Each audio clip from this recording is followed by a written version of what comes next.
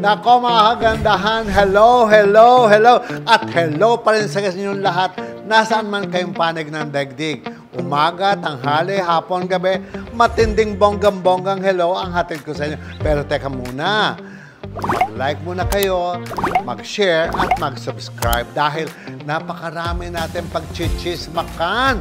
As in, alam niyo ba mga kagandahan, almost half of my life I already spent on television. Nakasama ko kayo ng matagal na matagal from Channel 4, Channel 13, Channel 9, at syempre sa QTV. At tagal-tagal ko din at dumating na rin sa GMA News TV. Pero nung mag-pandemya, I told myself that probably this is the time that I should stop on television.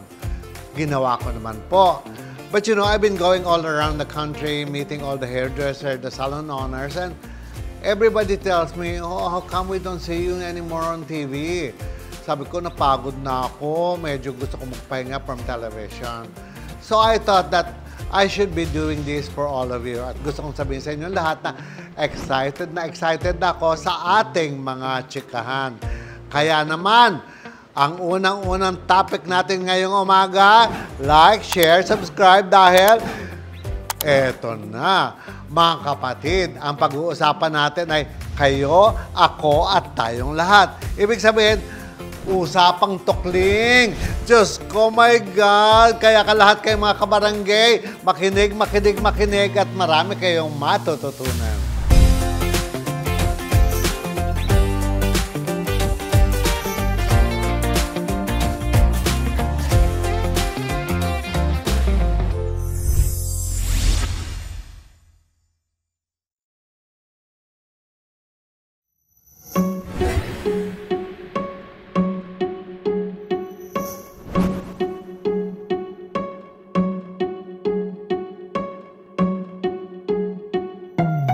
Alam niyo mga anak, lahat ng tao may kanya-kanyang challenges. Lahat ng tao, babae ka man, lalaki ka man, tomboy ka man, o tukling ka, lahat tayo mayroong pagdadaanan. Pero dapat, kung ano man yung pinagdadaanan natin, we should learn how to convert it in a positive point of view. And that is my point of view. Dapat lahat ng pangit na madadaan natin, i-divert natin siya para maging positive in our favor. Lahat naman tayo nagdaan sa bata tayo, pinapalo, sinasaktan, dinediretso. Before, dinaanan ko yan, my God, naranasan ko paano isabit ng patiwarik na may apoy sa ilalim, naranasan kong ikulong sa loob ng hawla ng manok at inaapoyan sa ilalim. I still remember that ang mga kapatid ko mga lalaki, yung mga panganay sa akin, pag nakahawak ng walis tingting, at nakita ko, after that, durog na ang walis tingting. Before, masama yung loob ko. But time will come, you will come to realize that our mga kuya, mga magulang, mga tatay, ayaw nilang maging bading tayo. Totoo po yan. Dahil ang maging bading ay hindi ordinaryo. Napakahirap naman dinadaanan, dangat nga lamang. Dapat matuto tayo na gamitin ang ating pagkabading sa kagaganda ng ating bukas. Huwag sasamaan loob sa ating mga kamag-anak pagka tayo sinusuheto, pag pinapalo tayo, because later on you'll come to realize na mahal tayo ng ating mga kapatid at mga nanay at mga tatay, and they don't want us to go on that direction. Dahil nakita na nila ang problema ng mga bading in the past, and then don't want us to pass that way. Well, tayo man bata, hindi natin nare-realize, hindi natin naiintindihan, sumasama ang loob natin. But then again, you'll come to realize, ang tawag dyan ay pagmamahal.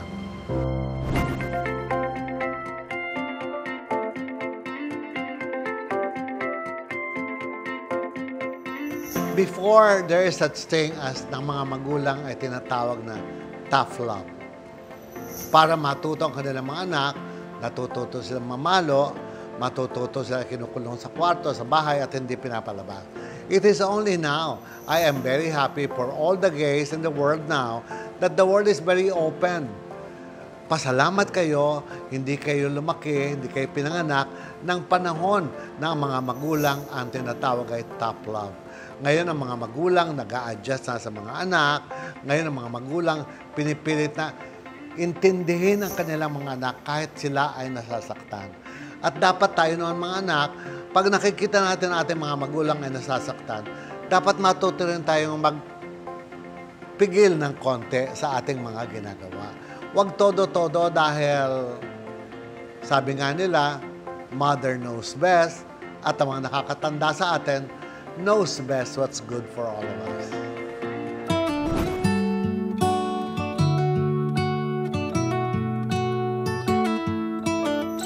Alam nyo, lahat yan dinaanan ko eh. But I know how to divert my attention to a better point of view. Lahat naman tayo, kahit naman tomboy, kahit naman lalaki, kahit naman babae, pag walang itsura, binubuli naman talaga ng iba. Natural lang yan. Well, pag sinisigaw kayo, bakla, bakla, bakla, sigawan nyo rin. Lalaki, lalaki, lalaki. Ganun lang naman yung mundo. Let's be fair to everyone dahil kailangan natin respetuhin ang bawat tao sa mundo na ang bawat tao ay may kanya-kanyang pananaw. At dahil ko sinasabi sa mga bading na hindi lahat ng tao sa mundo ay tanggap ang kabadingan. At dapat igalang din natin sila dahil may kanya-kanyang opinion ang bawat tao.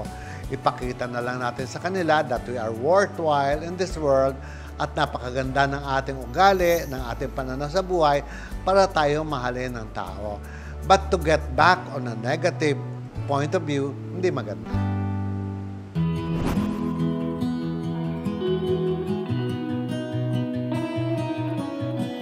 Alam nyo, yung mga tinatawag na child molestation, parang ayokong isipin yan. Kasi lahat naman tayo, at the point of 11, 12, 13, 14 years old, what we call the adolescence year. Masyadong adventurous. Lahat sinusubukan, lahat gustong i-try. Ano ba to? Paano ba yan? Paano ba yan? And I don't want to call that molestation dahil, kumbaga, gusto mo yan dinaanan mo yan dahil nagustuhan mo din. At like ko sinasabi, kahit sa mga sarili kong anak, you should choose your friends. Dapat pipiliin mo ang mga kaibigan mo dahil totoo namang delikado ang mundo and mabuti sana kung may tamang isip tayo na iisipin natin na ang mali dapat sa tama i-convert. Hindi yung habang buhay, iisipin natin na namolestya ko, habang buhay sasabihin na ano ba yan, ba't nagkaganon? It's not right. Let's give ourselves a chance. Yung mga tinatawag ng mga mental health na yan, ngayon na lang yan. Dati wala namang ganyan. Dati laban lang tayo ng laban sa mundo and I think what we should learn is, that's it. Labanan ng mundo, let's make it better. And kung ano man ang problema, challenges, kalimutan na lang yan.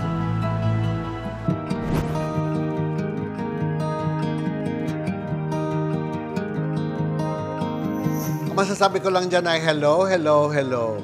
Kayo sa sarili nyo, alam nyo kung kayo ay bading o tomboy o lalaki o babae.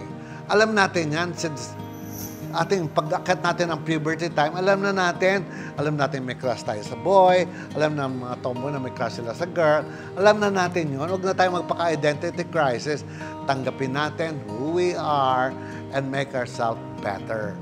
Kumbaga, pagandahin natin yung buhay natin ng pagiging bading, okay? Or pagiging tibuli. Huwag na natin mga identity crisis na yan. Just, oh my God, you will just ruin your life. Kaiisip ng pangit, imbes na makaisip kayo ng maganda, nabablock na yung maganda dahil negative yung ini-entertain.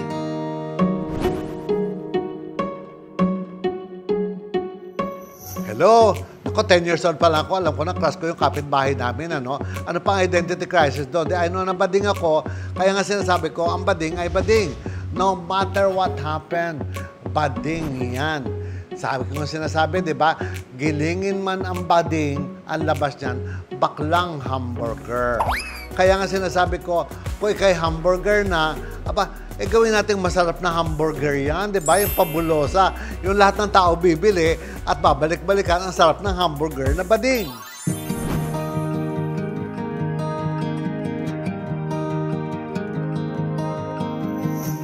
hinuhusgahan ng mga bakla dahil nagpapakabakla sila ng husto.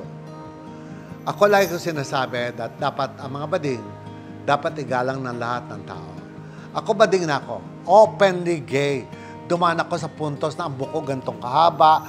Dumaan ako sa puntos na kada Biyernes, Sabado, nagpupunta ako sa mga sayawan, mga bading. But I make it a point that I look very respected. You see?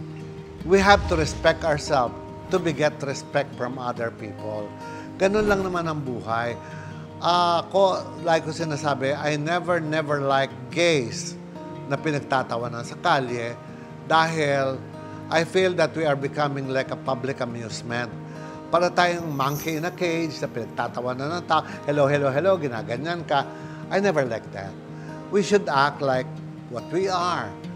Kung uso ang naka-girl ka, magpaka-girl ka, but go on a proper place. Huwag naman yung naglalakad ka sa kalye, ang kapal-kapal ng makeup mo, pagkatapos naka-midrip ka pa, talaga namang pagtatawanan ng tao. Kumbaga, what we do is what we get. If you are treated that way, dahil ginagawa mo yan sa sarili mo. Again, dapat igalang tayo ng tao, na kahit sinong tao, pwede natin kausapin ng harap-harapan dahil ginagalang nila tayo bilang bading. Paswerte nga mga bading ngayon dahil merong mga LGBTQ association na mga politician, nakalin on sa inyo, umaasa sa inyo mga politician. Yun ang sinasabi ko. Kung nandun na kayo sa puntos na yun, gumawa na kayo ng maayos, gumawa kayo ng maganda, tigilan na yung mga, Diyos ko, mga baklang pangkalawakan. Ano ba, hello? Pinapakita nyo ang katsakahan ng buhay natin. Dapat yung buhay ng bading, tayo-tayo na lang yan because yung pagiging bading, no one will understand us except kapwa natin bading. Tatandaan niyo yung mga anak. At ipinapayo ko na makipag-away kayo sa 10 babae, 10 lalaki, pero huwag sa isang kapwa niyo bading. Dahil yung kapwa niyo bading, siya yung pagbagsak ka na, siya yung nandyan, mag-hello sa'yo. O ate, alika na, lamierda tayo, gala tayo. Siya yung magbibigay ng buhay again sa inyo habang kayo ay nakalugmok sa problema.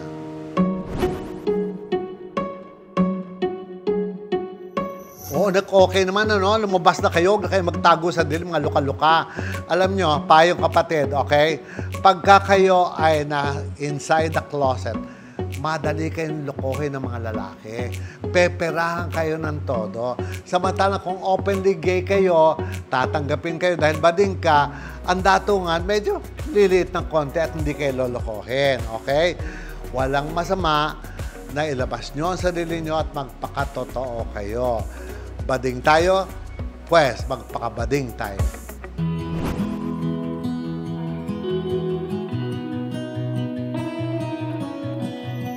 Siguro hindi lang naman yan sa teenage years yung nangyayari. Kahit abutin pa sila ng 20 years old, 25 years, 30 years old, nangyayari sa lahat ng bading yan. Dahil ang mga bading, lahat ng bading are all thrill seekers. Lahat yan gusto nila subukan. Kahit ang dami-dami, go sila. Pero mag-iingat lang kayo sa pagkuha ng inyong mga partners. Kung pwedeng stick to one, okay lang. Sana lalaki din yung makita nyo. Kahit panandalian lang, lalaki pa rin yan. Tigilan na yung mga pagpatol sa mga bulalo, sa mga kapwa bading. Hello, ano ba? Bading na kayo, papatol pa kayo sa kapwa nyo bading. Ano ba? Hindi ko maintindihan what is the logic. Sasabihin na, walang gastos, walang datungan, yung ginagawa ko, gagawin din sa akin. Yan ang sinasabi ng mga ayaw magpaka-outward ng mga bading. Mga anak, tatandaan nyo, pagka bulalo o bading ang ginawa nyo, pagtalikod nyo, maghahanap na naman niya ng iba. At kapag siya ay naghanap ng iba, kung ano madampot niya sakit doon, sa inyo rin mapupunta. Humanap na kayo ng matino, though they rarely come.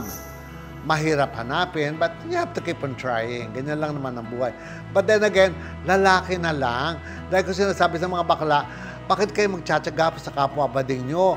Diyos ko, humanap na lalaki na magbabalot sa gabi, nagtitinda ng chicharong, paliguan nyo, lalaki pa yan.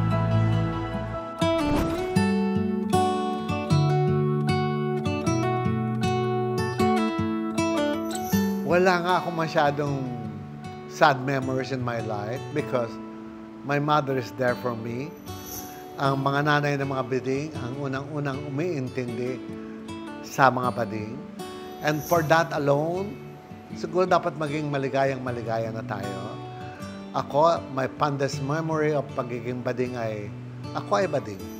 Tanggap ko yung sarili ko, and I will make the best out of everything out of being bading. But again, dapat ang bading ay nire-respeto, ginagalang ng mga tao.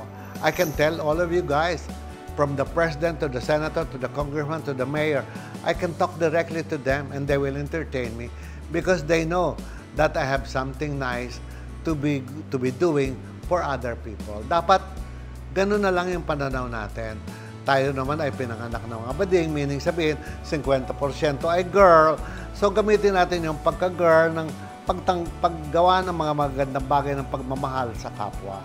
At yung pagkalalaki naman natin, gamitin natin matibay bilang magaling na negosyante, magaling na trabahador, at gawin natin the best of the best ang buhay natin.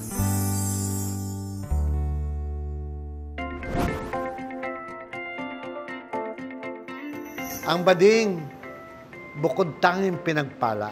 Yung babae, yung lalaki, maglakad sa dilim, kinabukasan, ichichismis na sila ng buong barangay. Yung bading, mahuling ng ombre sa likod ng saging, likod ng puno ng saging. Sasabihin ng mga tao, oh, hayaan nyo naman, bading naman yan. Kumbaga, there's so many beautiful things that people accept us and they just let go. Hinahayaan lang tayo. Mga anak, gusto ko lang iparating sa inyong lahat na tayong mga Pilipino, mga bading, ay napakapalad dahil tayo is being tolerated by the society. And for me, toleration ay isa sa pinakamatinding gesture na may bibigay ng tao sa kapwa-tao. To tolerate us on what we're doing. But to push through to their throat that they should accept us, na kailangan nakapapel, ikakasal tayo. Wag naman. Sobra naman. Overboard na yung mga anak. Tama na yung tolerated tayo ng society, tanggap tayo. But then, like ko sinasabi sa mga bading, ang galing-galing nating magtrabaho, mga itsosera kayo, mga prag, ang bibilis niyong gumawa ng datong, pero hindi naman kayo marunong mag-ipon. Sana mag-ipon, magtrabaho, mag-ipon. Lahat ng bading sa Pilipinas. Dahil gusto kong iwanan sa inyong lahat. Mag-share kayo, mag-like, at mag-subscribe. My last parting word to all of you is, huwag niyong kalilimutan na walang pinakakawawang tao sa mundo kung hindi yung matandang baklang walang pera. Sa inyo pong lahat, nice talking to all of you.